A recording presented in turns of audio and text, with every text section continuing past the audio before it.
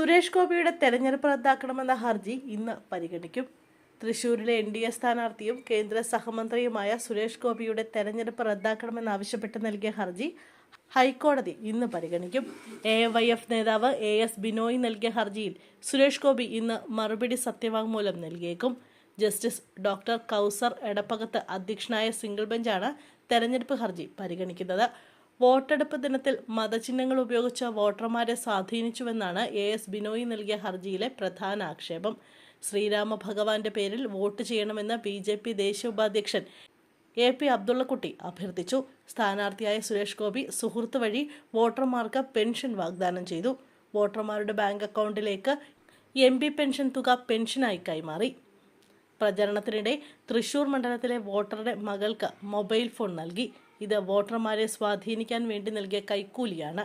ജനപ്രാതിനിധ്യ നിയമം അനുസരിച്ച് നിയമവിരുദ്ധമാണ് സുരേഷ് ഗോപിയുടെ നടപടി.